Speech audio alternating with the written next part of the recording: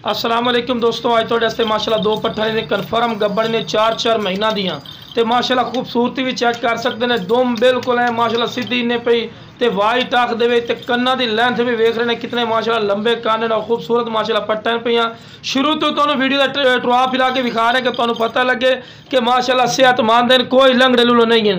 ये टुआ के विखाने का मकसद ये होंदा है। तो लो जनाब तुहानूं अलग-अलग करके तुहानूं जानवर नूं विखाइने कि तुहानूं पता लगे। तो लो जनाब पहले नंबर पर आ गई माशाल्लाह ब्लैक बीतल माशाल्लाह बहुत ज़बरदस्त और चंगे हाइट कादे च जनाब बंदे नूं नाल खड़ा करने मकसद ये होंदा है कि तुहानूं पता लगे भी कितने का हाइट कादी भी है।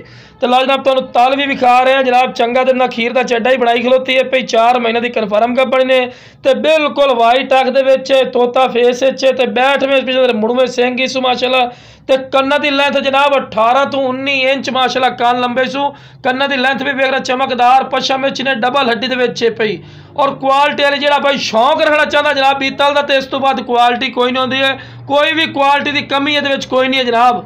2 दांत भी हो चुके हैं तो वेखो बिल्कुल बैठ में सिंह और छोटे छोटे सिंह 1.5 इंची का सिर्फ सिंह इसू।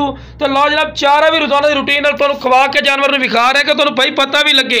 तो कन्ना की लेंथ भी वेखो तो वेल च वेखो वेल च पूरी है और कान वेखो केडे लंबे ने माशाल्लाह। इस गल नूं भाई गौर किया करो क्वालिटी की चीज़ माशाल्लाह इन्हें पई जेड़ा भाई इंशाल्लाह लईसी याद रख सी कि वाकई कोई चीज़ है जनाब चंगी झालर नक नकोड़े च माशाल्लाह और सेहतमंद एक्टिव माशाल्लाह पट्ठा। वीडियो नूं फिर भी तुहानूं एंड तक विखावांगे, तुहानूं अच्छी तरह इन्फॉर्मेशन देवांगे इन्हां नूं टोर फेर के, ठीक है जनाब। दूसरे नंबर पर आ गए माशाल्लाह ब्लैक बीतल आला क्वालिटी की माशाल्लाह चीज़ ने पई और डबल लड्डी दे विच, ठीक है ना। खीरी पट ने कोई धुंधी चौकी नहीं, वो भी तुहानूं विखावांगे। दोम वेखो तीर वाली कर सीधी चमक वेखो चमकदार पछम वाइट अख दे विच और 4 महीना की कन्फर्म गब्बड़ ने और चंगे दोतले बनते। लो जनाब चेक कर सकते खीरी पट है, जो भी गल करांगे कोई गलत बयान नहीं करांगे। तो लो जनाब ताली विखा रहे हैं भी 2 थान कोई 4-5 थान नहीं जनाब और क्वालिटी वाली माशाल्लाह चीज़ ने चमक वेखो चमकदार पछम और A+ क्वालिटी दे। लो जनाब ताल वेखो कितना माशाल्लाह बनाई खलोती है, इन्हें होर भी इंशाल्लाह बनावना और चंगे दुध वाली बकरी बनसी। लो जनाब तुहानूं विखा रहे हैं जानवर नूं चारा खवा के भी तुहानूं पता लगे भाई कि सेहतमंद है पिया। बीमार जानवर चारा नहीं खांदा, इस गल भी गौर किया करो भाई।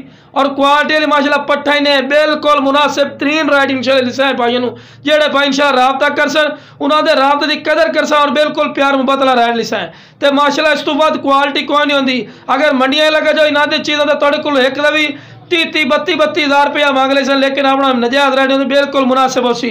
लो जनाब फिर भी तुहानूं दौड़ा के विखा रहे हैं कि तुहानूं भाई पता लगे कि सेहतमंद हैं और एक्टिव हैं और तंदुरुस्त हैं। ओके जनाब, अस्सलाम वालेकुम।